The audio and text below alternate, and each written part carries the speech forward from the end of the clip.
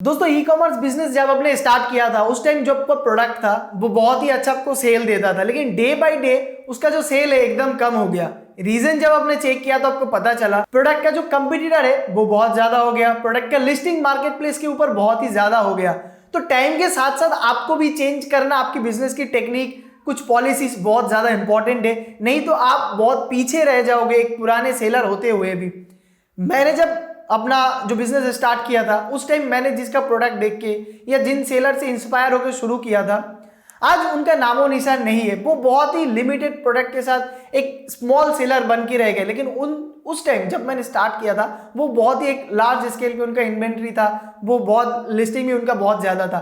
तो दोस्तों मैंने क्या क्या टेक्निक यूज किया अपने बिजनेस को ग्रो करने के लिए और कॉन्स्टेंटली मैं ग्रो किए जा रहा हूं अपने बिजनेस को, ये सारा इंफॉर्मेशन आज आपको मैं दूंगा। और आपसे क्या मिस्टेक हो रहा है जिसकी वजह से आपको ये प्रॉब्लम आने वाला है फ्यूचर में या स्टार्ट हो गया कुछ लोगों के साथ, वो भी आप अवॉइड कर सकते हो। वीडियो बहुत ही नॉलेजेबल है आपकी ई कॉमर्स बिजनेस के लिए, देखते रहिए। और अगर आप नए हो दोस्तों इस चैनल पे सब्सक्राइब करके बेल आइकन को प्रेस कर लीजिए। So guys let's begin. एक सिंपल फंडा है, आपने जो कंपटीटर है उसको आगे ना बढ़ने देना और अपने बिजनेस को ग्रो करना। इसके लिए जो आपकी इन्वेंट्री का सबसे ज्यादा हॉट सेलिंग प्रोडक्ट है या उसका अच्छा सेल आता है, 10 to 20 ऑर्डर्स पर डे आता है या 20 to 50 ऑर्डर्स या 50 to 200, 200 to 500, आप जिस लेवल पे हो काम कर रहे हो उस हिसाब से आपके इन्वेंट्री में जो आपका हॉट सेलिंग प्रोडक्ट है उसको सिक्योर करने के लिए आप pack of 2, pack of 3, pack of 5 product की ऐसे पैक ऑफ बंडल बना दो। इससे आपको क्या एडवांटेज मिलता है, जो कस्टमर आके सर्च करेगा मार्केट प्लेस के ऊपर उनको बहुत सारे ऑप्शन मिल जाएगा। और जब आप एक प्रोडक्ट को मतलब वो प्रोडक्ट है लाइट वेट, अभी आप एक की जगह दो दोगे तो भी वो प्रोडक्ट 500 ग्राम के स्लैब में आ जाएगा, दो की जगह 3 दोगे वो भी 500 ग्राम स्लैब के अंदर आ जाएगा। तो इसमें जो आपका एक्सपेंस है वो कम हो रहा है, कस्टमर को भी मल्टीपल ऑप्शन मिल रहा है, कस्टमर भी आपसे परचेस कर रहा है, तो आप डोमिनेट कर रहे हो। ये मान लो कि एक मेजरमेंट टेप है, ठीक है, ये बहुत ज्यादा बिकता है, आपका पार्ट है 50 ऑर्डर आता है, तो इसका पैक ऑफ 2, पैक ऑफ 5 ऐसा बना दो। और भी आप कर सकते हो जो प्रोडक्ट्स है इसमें कुछ different design, different colour, different look है ना, क्वालिटी वाइज इंप्रूव करके ऐसे आप कोशिश करते रहो कि आपका जो प्रोडक्ट है उसमें आप ही का डोमिनेशन बना रहा है। टॉप सेलर है अमेजॉन, फ्लिपकार्ट मार्केट प्लेस का, ये सेम स्ट्रेटेजी यूज कर रहे हैं अपने बिजनेस को ग्रो करने के लिए। स्क्रीनशॉट यहाँ पे लगा दूंगा, आप देखिए उनकी लिस्टिंग करने का जो स्ट्रेटेजी, आप उनके अकाउंट में जाके भी अगर आप देखेंगे तो आपको समझ में आएगा कि किस स्ट्रेटेजी के थ्रू अपने बिजनेस को ग्रो कर रहे हैं। तो वो क्या करते हैं, अपने कंपटीटर को इसके थ्रू बहुत दूर रखते हैं। जब कोई कंपटीटर आएगा आपकी लिस्टिंग में वो क्या देखेगा सबसे पहले कि भाई इसने तो एक ही प्रोडक्ट का इतना ऐसा रेट बना दिया है, हम इसको बीट ही नहीं कर सकते, तो वो छोड़ देगा, वो उस प्रोडक्ट के पीछे नहीं जाएगा क्योंकि आपका प्रोडक्ट जो है वो ऑलरेडी रैंक कर चुका होगा उस टाइम। लेकिन इसके लिए आपको आज से काम करना होगा 2 साल बाद इसका रिजल्ट मिलने के लिए। अगर आप सोचोगे भाई मैं 2 साल बाद करूंगा, 1 साल बाद करूंगा, तो आपको कुछ रिजल्ट नहीं आएगा। इसी चीज को और भी ज्यादा स्पीड अप करने के लिए टाइम को, क्योंकि देखो आप लिस्टिंग बना रहे हो, एक लिस्टिंग आपको बनाना पड़ेगा, उसमें टाइम जाता है, बुलेट पॉइंट, डिस्क्रिप्शन, इमेजेस, ये सब आपको सेट करना होता है। तो इस टाइम को कम करने के लिए फ्लिपकार्ट ने एक टूल्स लॉन्च किया है, आप एक क्लिक में आपकी लिस्टिंग को क्रिएट कर सकते हो, ऐसा अगर आप लिस्टिंग बना रहे हो। लेकिन हाँ दोस्तों, मल्टीपल लिस्टिंग क्रिएट करने का मतलब ये नहीं आपका प्रोडक्ट का जो इमेज क्वालिटी है वो एकदम आप खराब दे दो। कुछ सेलर ये करते हैं, मैंने देखा है मार्केट प्लेस पर, उनका इमेज का कोई क्वालिटी नहीं रहता, लेकिन उनका लिस्टिंग है 50-50, 100-100 लिस्टिंग है कि ऐसा इनका बना दिया।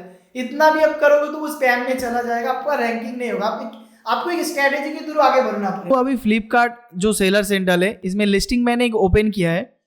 अब देखिए दोस्तों, ये जो टूल को ऐड किया है फ्लिपकार्ट ने ये बहुत ही हेल्पफुल है।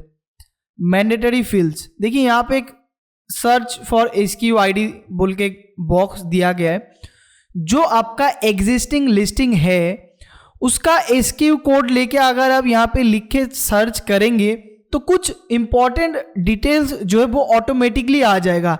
जैसे यहाँ पे देखिए लिस्टिंग स्टेटस आ जाएगा, एमआरपी आ जाएगा, योर सेलिंग प्राइस आ जाएगा, फुलफिलमेंट बाय आ जाएगा, प्रोक्योरमेंट टाइप आ जाएगा, स्टॉक कितना है वो आ जाएगा, शिपिंग प्रोवाइडर आपको यहाँ पे सिलेक्ट करना होगा, Flipkart, local delivery charge, zonal delivery charge, national delivery charge, package weight, dimension, HSN code, tax rate और manufacturing detail, manufacturer details, packet details, imported details. ये हालांकि मैंने यहाँ पे रिमूव कर दिया। यहाँ पे कुछ चीज़ें आपको एक्स्ट्रा मतलब खुद से लिखना पड़ेगा, जैसे SKU ID, क्योंकि हर एक लिस्टिंग का SKU ID अलग होता है, तो SKU ID एक यूनिक आपको यहाँ पे लिखना पड़ेगा। देन MRP और सेलिंग प्राइस, अगर आप सेम प्रोडक्ट है बट दूसरा वेरिएशन उसका लॉन्च करो और सेम ही उसका सेलिंग प्राइस रखना चाहते हो तो देन आप रख सकते हो, लेकिन अगर आप pack of 2, pack of 3, pack of 4 कर रहे हो, यहाँ पे आपको MRP और सेलिंग प्राइस चेंज करना है, ये आप याद रखिए। इसके बाद दोस्तों फ्लिपकार्ट में, ठीक है, फ्लिपकार्ट में स्पेशली आपका जो लिस्टिंग है उसका टाइटल लिखना बहुत ही डिफिकल्ट है, क्योंकि फ्लिपकार्ट में थोड़ा कॉम्प्लिकेटेड है। तो जो मॉडल नेम है ना, प्रोडक्ट की टाइटल हमेशा आपको ये मॉडल नेम में ही लिखना चाहिए, और जो पैक ऑफ 2, पैक ऑफ 3 आप लिखोगे वो आप सबसे पहले आप लिख लीजिए, क्योंकि फ्लिपकार्ट में एक एरर है बोलो, या उनका पॉलिसी है, उनका सिस्टम है, जो भी है, जो कैटेगरी है ना, मान लीजिए आप XYZ कैटेगरी में सेल कर रहे हो तो वो टाइटल के साथ वो कैटेगरी का नाम भी जोड़ देगा, तो ये मुझे थोड़ा अजीब सा लगता है फ्लिपकार्ट का। तो यहाँ पे ऐसा आपको करना है, कलर टाइप सिलेक्ट करना है, सील पैक, मतलब आपका जो पैकेज जा रहा है उसमें क्या मटेरियल है वो आप लिख दीजिए यहाँ पे। देन एडिशनल डिस्क्रिप्शन ऑप्शनल यहाँ पे दिया गया है, डिस्क्रिप्शन आप लिखो मत लिखो ये आपकी मर्जी, क्योंकि फ्लिपकार्ट में आप लिखोगे फिर भी चला जाता है। तो फ्लिपकार्ट में मैं बोलूँगा आपको इमेज, टाइटल और कीवर्ड, ये 3 चीज़ों के ऊपर आपको फोकस करना है। डिस्क्रिप्शन, स्पेसिफिकेशन लोग उतना पढ़ते नहीं है, आपको जो भी अगर छोटा मोटा इन्फॉर्मेशन देना है लोगों को, तो इमेज जो आप यूज़ करेंगे वो इन्फोग्राफिक इमेज यूज़ करिए। 5-6 जो भी इमेज आप अपलोड करेंगे, यहाँ पे देखिए, यहाँ पे 2, 4, 5 इमेज आपको अपलोड करने के ऑप्शन मिलता है।